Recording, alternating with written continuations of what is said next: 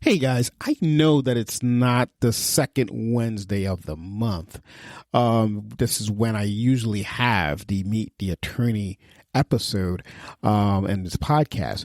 But I ran into a gentleman recently that I wanted to interview because he has an interesting concept for you, the attorney, where he actually talks about how he can help your firm really just blow it off out of the water, or help you with operations and everything like that. So if you are in the lawyer space, which most people who listen to me are, and you're struggling with maybe some automation, maybe some details about the way you're running your law firm, you want to pay attention to this episode, because I'm going to introduce you to a person who is an attorney, but also helps attorneys just like you really knock it out the park. So without further ado, enjoy the show.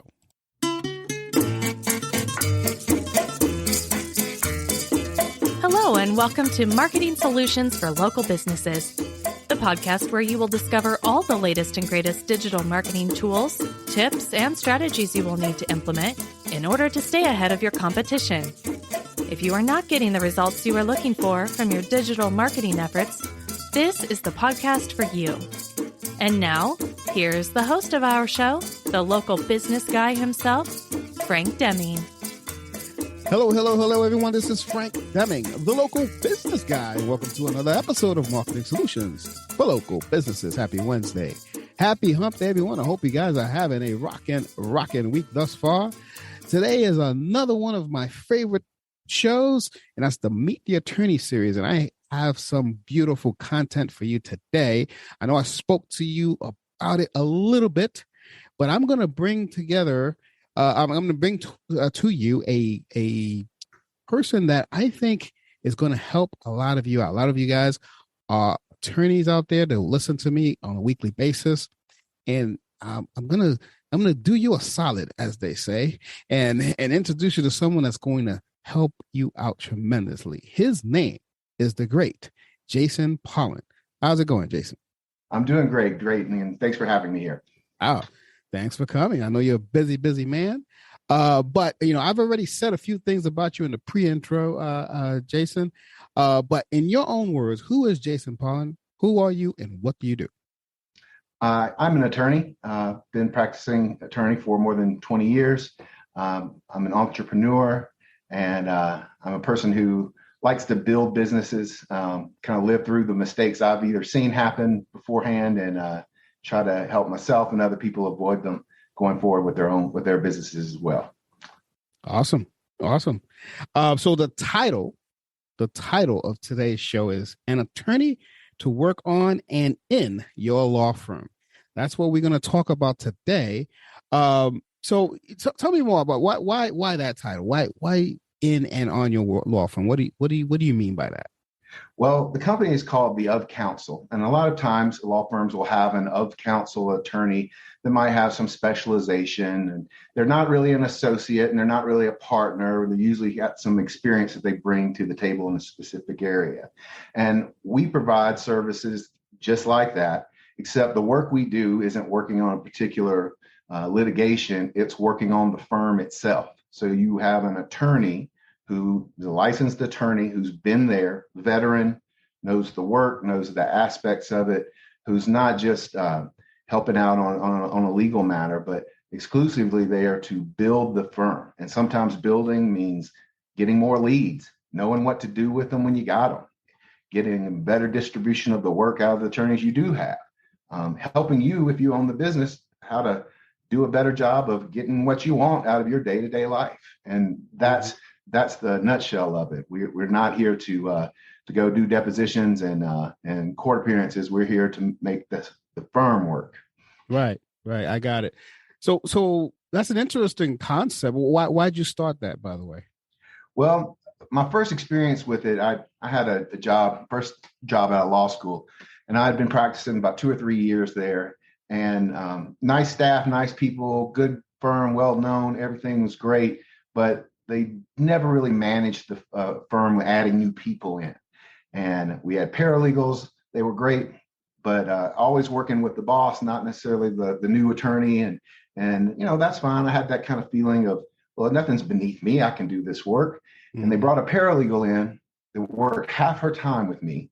And the first quarter that happened, I quintupled the fees I brought into this firm. I didn't get quintuple smarter. My cases weren't quintuple better. I just had help. I just had a distribution of work that made sense. This is going to show my age a little bit, but if there was a fax that needed to go to a doctor's office, I'm out there handwriting the fax. Any runner from the high school could have done that job, and you're paying an attorney money to go do this. Wow. And so when I left that job, I did some political work, some lobbying work, but I still had cases of my own, and I needed to become very efficient with the least amount of money expended. And so I started working as hard on not just getting and doing the cases, but doing them in an efficient, quick, right way. And this develops just for me to handle cases on the side, comes out of the first job I had. And then it gets a little more robust and a little more robust. And after a while, I felt like I was developing a law firm in a box that I could go deploy it, anywhere. And then my career went on, and we had to decide what to do with it. And so after a few years, I opened my own law firm, multi-state practice, handling a niche practice area. But I made this decision to set up my position in that firm where all I did was lead generation, management of the rainmaking, for lack of better put it, expanding the firm, where to expand, how to expand, people there, training them, getting the systems together, and let the other attorneys do the legal work. We used to describe it like a Domino's pizza. I would bring all the ingredients out into the back of the Domino's, and the other team's ready to shoot pizzas out the front of the Domino's. That's funny. And so that system became what I cared more about doing. And this is just just kind of not just an offshoot, but a progression of everything I just described to you, of being frustrated with, my first job and learning what the value of help is and when to do it, how to do it. And now it lets me do this part that I enjoy with other firms all over the country. So when you were describing, what the of counsel is, to me, it sounded a lot like business coaching. So what's the difference, if there is one? Yes, and I couldn't appreciate that, because that's a lot more common than what I've just described. I've done that sort of work a little bit before, and I feel like if you work with younger attorneys, or I've had paralegals to go on and go into law school and become attorneys now, and that sort of mentoring can be part of the picture, and certainly, depending on who I'm working with and what their needs are, that can be a piece of it. But one of the problems I've seen is this, and I'll give you two versions of it. One is a lot of times that coaching comes into a coach giving a bunch of tasks for someone to do, suggestions on how to mentally get themselves ready to put those tasks into action, and then a survey of everything the attorney did wrong. And I'm just not interested in sitting there week in and week out, not really getting the attorneys where they need to be and the firms where they need to be, just because of mental albatrosses people have around their necks sometimes. Not to say that's not important, not to say that we don't address it, but success feeds success. And what I like to do is not just tell you what to do and give suggestions to you. We're going to go do it. I've done it before. I want to build it for your company, and then let's go make this happen.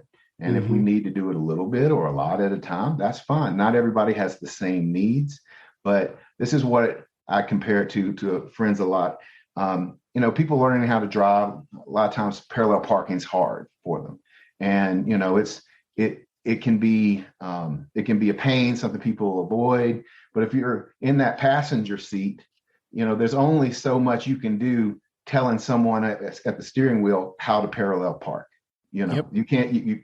And so what I like to do is be the one to go put my hands on the wheel, drive it in, explain why I did each step. why I pulled up instead of and then back into it instead of driving forward in, how far to look, what to look for. And those things where I'm doing it hands-on. And, some people just need a little bit and then they've got it. And you know what? Some people don't want to parallel park ever, and they want to give me the wheel every time it happens. That's fine. And so that's a good analogy.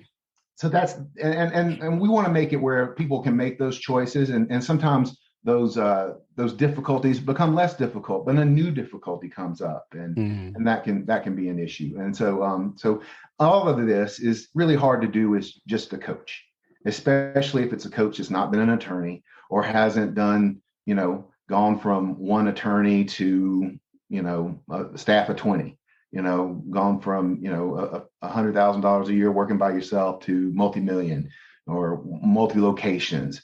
And these are new territories, and I've been there. And so I like to work with people that want to get there too, and figure out the way it works for them. Yep. Question for you. Do you work with like startup practices, or do you have to have a lot of time already in there for you to help them? We'll be back after a quick break. Hey guys, I hope you guys are enjoying today's content. While I have you on here, I want to introduce you to a promo that we have going on for the spring of 2024 for all legal practices throughout the U.S. I have an outstanding offer that we've never been able to offer before, but we want to do it because you have been an avid listener. We're only promoting this to people who listen to the show. So if you're an attorney and you are an avid listener to the show and you're thinking about possibly opening your own practice, you want to pay attention to this announcement.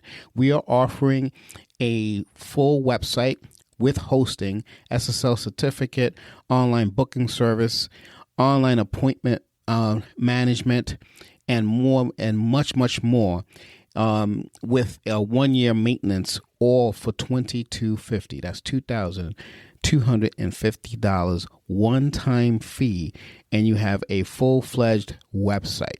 If you want to know more about this, just give us a call at 888-416-7752 or send us an email at info@lbmsllc.com. Just make sure that you mentioned that you heard it on the show, and we'll definitely get you that discount. So with that, I'm going to bring you back to the content. I work with everything from solo practices that don't have anybody working with them and are trying to convince themselves to hire their first hire, down to people who are multi-state with a good team and kind of start. Maybe they have a niche where they're eating up all the market for what they have and doing well in a particular state, and it's easier to go into a new state with a new office and almost making a new law firm out of the blue, to be in that state, as opposed to kind of squeezing the last drops out of the lemon that you have in your hand in the state you started in. And my work ranges between that. And what I try to do in each step is, especially with the solos or the young attorneys, fresh out of law school or just on their own, is teach people how to not just build things, but build things that are scalable, where everything you do has little value when new people come into the scene. Make it where all the knowledge just isn't in one person's head, and someone gets hired and they sit around with nothing to do because there's not a good system to integrate them into the firm. And I want people to not just be where they are, but be where they want to be, and give them the run up tools to make it happen. So that's probably one of the most in demand portions of my business for any firm at any size. Gotcha. And is it any practice, or is there a particular practice that you like to work with? Oh gosh. Practice area is what I meant. Yeah, I like it all. I've worked with criminal attorneys, biotech, startups, tech attorneys, car wrecks. I like all of it. What I really like is it's really more important is people that are realizing that this is all the growth they have is going to be part of a team, and empowering the people that they work with, even if it's one extra person aside from them, or like I said, a half dozen. That's what I look for the most. A lot of times attorneys will get in that, well, nothing, I'm a grown woman, a grown man. I can do these things. None of this is beneath me. I take out the trash and make my own coffee, and a lot of times that mindset, while good, can hit you in a really hard ceiling of how you can grow if you're too micromanaging every little aspect. And it's not just a matter of delegating things. It's knowing what to delegate, when to delegate it, who to delegate it to. How do I know if I've gone too far? How do I know if I haven't gone far enough? And that's the part that, honestly, any practice area I can do, as long as we can work with people who are trying to make the wisest step forward for whatever they're trying to build and grow. Oh, I got you. Awesome. Thanks. So let me ask you this, because I want to help. Part of the reason why I do this podcast, just so you know, Jason, is I like to help attorneys, get exposure out there. So, like, give me some stories. Like, what are the common problems that your clients face? I would say that it doesn't matter if you're a $200,000 law firm or a $20 million law firm. Everybody has something that works until it doesn't and hits kind of a hard ceiling. At some point, if it's just you as the attorney, there's only so many hours of the day that you can bill or collect, because you litigated, let's say, a contingency fee case. There's only so many that come through. And having a plan to know when that expansion needs to occur, so that you're hitting that hard ceiling, and knowing when to do it. This actually doesn't come from anything I did with law as much as it did with seeing family members fight, or seeing relationships I had with other people. One of the things that you often see is two people disagree. We ought to go this way, we ought to go that way, whatever it is, left or right. Somebody's got to win, and a choice has to be made. But the wisest thing you can do is make everybody involved have an understanding that if we are doing this the wrong way, we need to know what a flag would be to say we are going the wrong way. Like in my example, if we're taking a left or a right fork in the road, we need to know when to turn around if we took the wrong way, and it needs to not be my car ran out of gas and we can't go any further. We don't want to have that. And kind of getting that mindset, even if you're just doing this for yourself, telling yourself, when do I do this? And what I find is, when people don't have a mechanism to address the things that are successful and have kind of done the maximum that they can do, they don't have that next move forward. And I like to work with people to help them build that in. You might have marketing that works really well, right? And now you need to have 50% more cases. It's still working just as well as it did, but if you need 50% more cases, you got to do a different thing. Fix them. Yeah, exactly. That's how it works. And I want to give you a quick example of things I didn't know about. I had a really successful marketing campaign, one of my first big marketing campaigns, and I spent probably about $10,000-$15,000 at least, maybe 20, on a big push. Huge return. Just couldn't be more popular. Had clients calling so much that I didn't realize having 4 lines at my law firm was not going to work. My whole phone system got cratered. My wife couldn't call in to say, do you want lunch? I couldn't get clients to call in. You called me for 3 weeks straight, it would be a solid busy signal. And what happens was, you got to be prepared for it, especially the good things you do. I got a bunch of leads. They're on the phone trying to get to me. I didn't have the slots ready to take those calls. I didn't have the human beings ready to take that work. Now, there's different ways I could have addressed it. Maybe done marking in chunks, not all at one time, hitting everybody in a geographic location like a bomb. But these are things that if you don't have those plans in place, even your most successful thing can turn out to be a lackluster or a failure. And like I said, this is I had never seen so many leads come through, and I had enough cases to explode my business, but I couldn't take them. It was like I told everybody we had the best donuts in town, and I couldn't figure out how to unlock my front door. And so, learning experiences and being able to be open to those things and being ready to build. And again, knowing when to do it. Another quick example is a lot of times attorneys are doing work that paralegals can do. Well, you're an expensive paralegal if you're doing paralegal work as an attorney. Mm-hmm. It's even worse if you're a partner doing something any attorney could do.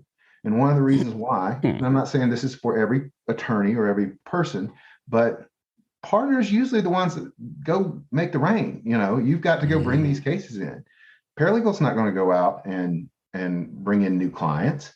A partner goes and makes those relationships and shapes those things. And if you are busying yourself doing work that anybody can do, nobody can do the work that only you can do if you own it. And if you don't stair step that work and do it in a right way and plan for success, it's always going to get that hard ceiling. And I like to make it where the ceiling's not hard, just paper, and we're going to push through it. So that's kind of a good couple of examples. Yeah, it makes sense to me. I would say, based on what I just asked you about the common problems that your clients faces, sounds like to me, based on what all you said, was lack of preparation, and that's where you come in and prepare them for something that they may not be seeing. Is that accurate? That's very, very accurate. And part of what we try to do is show you all the time. There's certain things that are unknown and will come out of nowhere. Mm-hmm. But there are certain things that will go wrong in a bad way or good. The good example I had, lots of clients I can't speak to, call them bad in a good way.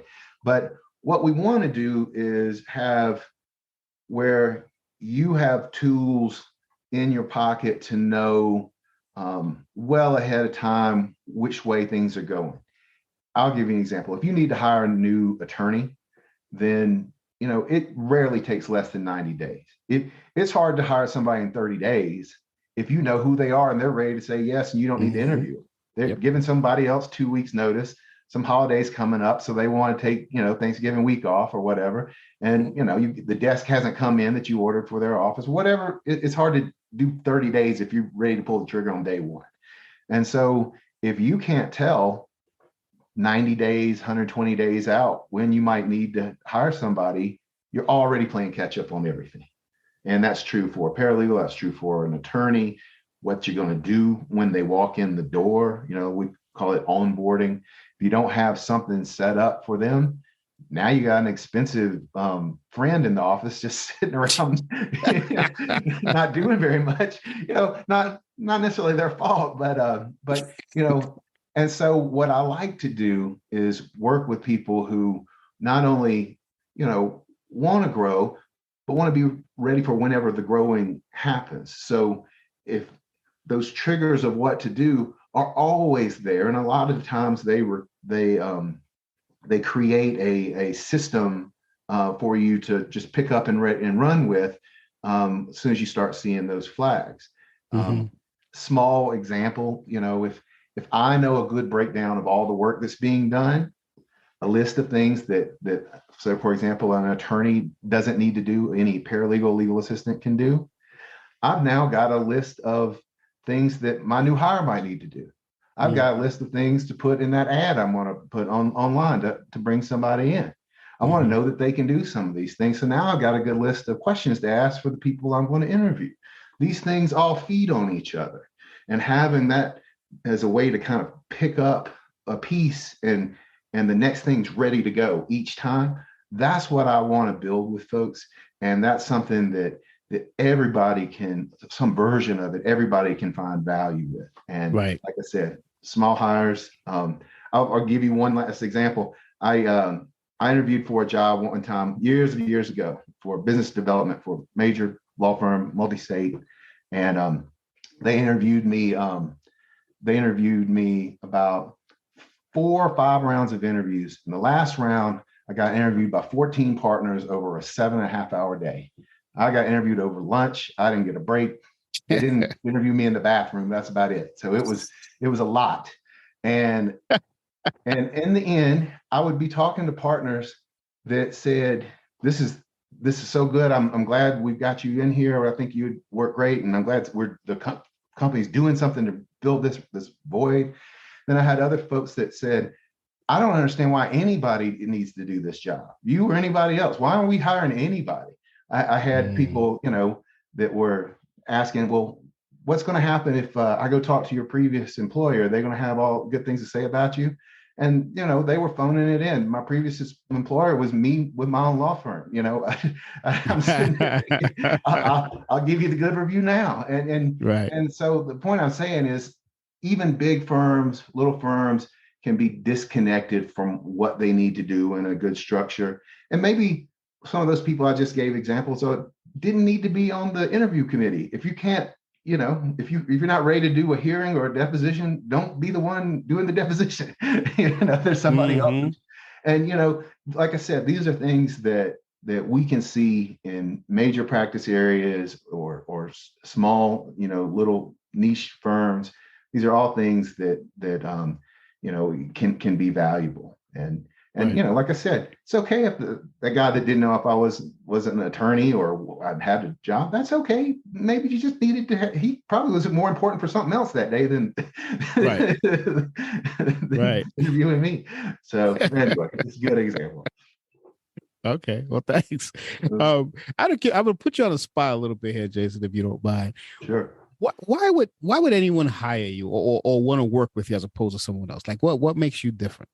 Well, the first thing is it's not many of us that do this. You can find a success coach. You can find a success coach that may be an attorney. It's rare. You can find people that started businesses, but it's rare to find somebody who is doing all of this as an attorney for attorneys with experience in multiple parts of the country. It's not just somebody that's used to doing divorces in Tupelo, Mississippi, and they know everybody in town. Well, great. What does that help me, in Denver? And so part of it is I've been in those spaces before, and I've lived through the mistakes, and I've put together the work. The other part is I'm an attorney, and so I haven't just done it as an observer giving advice. I've done it because I've had to solve those problems, solve them for myself, and kind of having the skin in the game of that. And the next bit is because of our structure as the of counsel, there's plenty of people who will offer you coaching services, but almost none of them offer an attorney that will, if you want to do these things on your own, you can do it. But if you also want someone who will be there every day or every week or as needed at whatever amount of time, they're working to implement it with you or for you. That's something you'll never get from a coach. That's true. I live in Boulder, Colorado, and Coach Prime came up here from Jackson State. Deion Sanders is a new coach. Yes. He's probably good enough to do it, but he's got cornerbacks that are going to go intercept the ball. He can't go tell you how to go do it and then go do it too. And one of the things that we do, again, is we offer not just a stair step of work, but can kind of move at your own pace to see where you need the help. Some people need staffing help and don't need marketing help. Some people need, work getting their legal production team to move litigation through the system or cases through the system. It's hard for a coach that doesn't know anything about having that work and doing that work to give you anything other than encouragement and critiques. And again, I'll give some encouragement and critiques, but we also are going to get this done. So and I think that's the thing that makes a difference. I want to put my skin in the game and be there as desired to implement, supervise, or implement, or be there to be in the room if need be. Yeah. I think the fact that you've been there, done that is a definite plus. So that's awesome. Curiosity, because you've said this a couple of times, I wanted to ask you, why is it called the Of Council? That's such an interesting name. Well, one of the things that came up, and I've been doing some work like this before. I've had a lot of experience working with third-party marketers. In my old firms, I did all the marketing. I did, whether it be website design, developing call-in systems, whether it be doing in-house or outsourcing call teams, accessibility, any of this stuff. I did it, but I also worked with other people who've done it, and I was able to pick out, hey, is this something that's beyond my skill set? Let's hire them. If it's not, I'll do it. And so what I found when I started working with other folks is that some people would be they've been taken advantage of by some of the marketing that's out there. And part of it is having kind of distorted views of how many clicks they had on their website or how many eyes looked at it. And they saw the check going out, but they weren't seeing the clients come in. And a lot of times what I've been able to do is, and this started as the council piece, is to sit in on those meetings. Well, I'm not a partner at this firm or any given firm at least at this moment, but I'm also not an associate attorney. Those people that do marketing meetings like that do not want to talk to an associate. The partner may not know enough to know about what to do, or may not care and would rather do anything than be in the room for that. And what I would do is, as an of counsel, it lets me have a higher level of status in the firm itself as the attorney. So even if not making final decisions, people, whether it be referrals or other attorneys trying to set up referral chains or other third-party individuals, to meet with me along with the partner or in lieu of the partner if that's what they desire. And having that structure there is something you can't get from an associate. You can't always get it from yourself if you don't have the time or the skill set, or, it's kind of sometimes like having co-counsel. Let's talk about what they told us. Here's the holes in it. Here's where it's going to be successful. Here's where it won't. And or in the example I gave with all the phone calls, if all of this works, what will we be able to do with this success? We're going to have a bunch of busy signals on the phone. Mm-hmm. And so with that, it lets me take a role in the firm to the degree that the firm wants, and again, have some actual skin in the game in the building of the firm, and not just me listening to somebody else tell me about a meeting I didn't attend and me nitpick it without hearing it firsthand. Right. I'll be in there asking the questions if you need. I'll be in there holding back and chatting afterwards if someone else wants to take the lead. But it's a way of having a different set of partner level eyes from somebody who's done this as a business owning partner, without having to have a new partner, without having to make an associate do this stuff, and then start wondering, well, why don't I open my own firm? You don't know how to bring these cases in. Right. Interesting. Okay. So it's a hybrid spot. Yes, it's a hybrid job. Now, is it just you, Jason, or do you have a team? Or most of the work is me. I do have some attorneys that I work with on some specialized areas, depending on if it's a more highly technical aspect of the work, and it doesn't really change the pricing for what I do. It's kind of like if you need 40 hours a month of time, then it's 40 hours a month, and if a team needs to do it. But as you can imagine, with some degrees, if people are starting out new practice areas they're unfamiliar with, and something that they're needing to build, we can bring in expertise beyond that person or even my own experiences and help, if not just build it up, know where the landmines are, so that we're not making mistakes that we don't need to. Again, you might have a good practice that's great. my old law firm we had a great practice in New Orleans, but if you tried to open the same business up in 100 miles in one direction in Alabama or 300 miles the other way in Texas, it'd be awful. Didn't matter how smart you were. Didn't matter what you did differently. It was just a bad place for that type of law. And so, sometimes bringing folks in for that kind of insight, we do as well. It's funny you say that. It's so, in my world, in the marketing world, it's the same thing. Sometimes you can have a Google AdWords, a Google AdWords campaign that works well for, let's say, a personal injury attorney or family law attorney. You can't take that campaign and, let's say you're in New York, you can't take that campaign and run it in Denver. Right. Just won't work. It's right. You got to understand the mindset of those folks, the keywords that they're typing, and all that.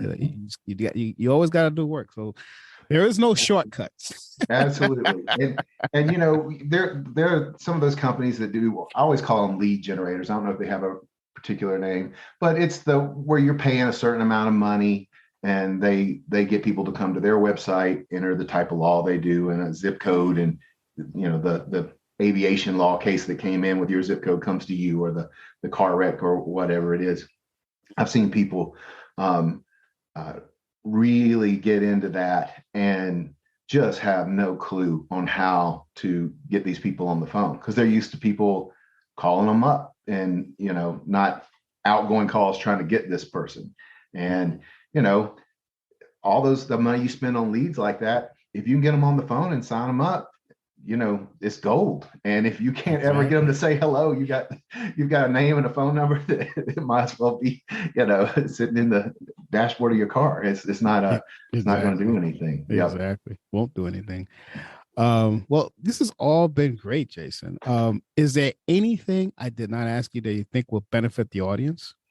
Well, one thing I would say, and I touched on this a little bit, and I think this is important for any firm trying to decide what they want to do. And again, if someone else knows a similar up-counsel business as mine, I would suggest this be part of their view too.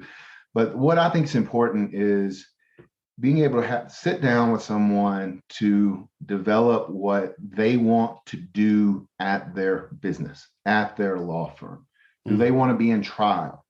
Well, if you do you want to be in trial all the time with any terrible case that comes in, or the good ones, the ones that are more valuable or more intellectually stimulating, whatever it is?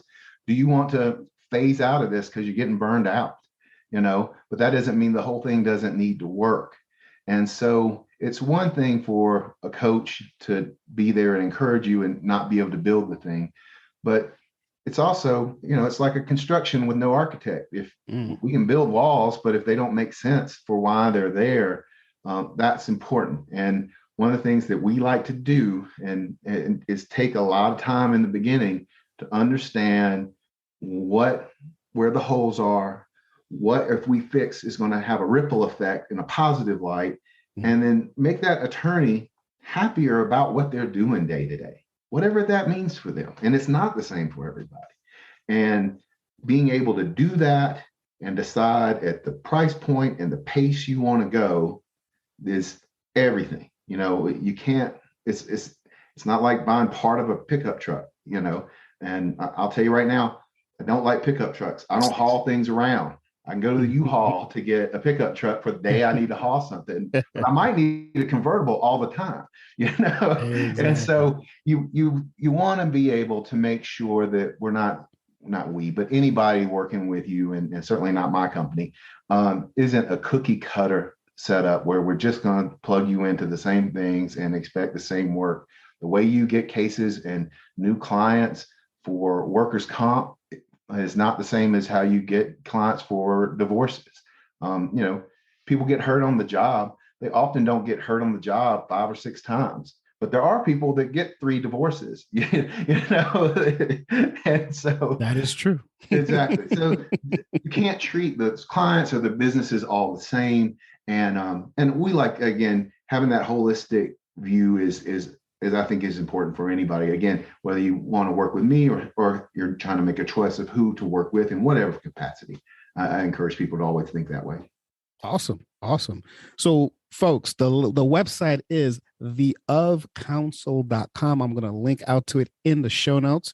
So if you want to, and also, Jason, I'm going to put a link to your LinkedIn as well in the show notes as well. So if anyone wants to reach out to you, learn more about Jason Pollan and this great system that he's got going. I mean, obviously he knows what he's talking about. So, I think you should just check them out. It's theofcounsel.com.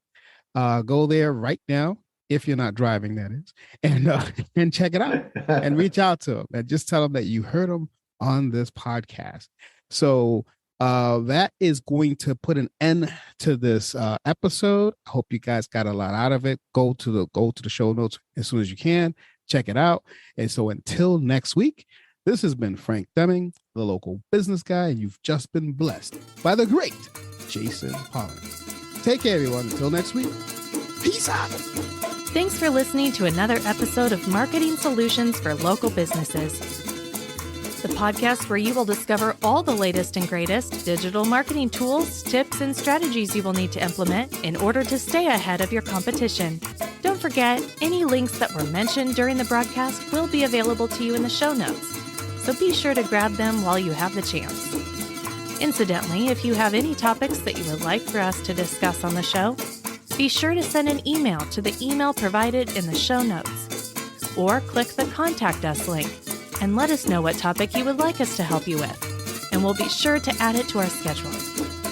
If you would like for Frank and his team to look at your digital marketing presence and give you a free evaluation, simply click the Request a Free Consultation link in the show notes to get a hold of them.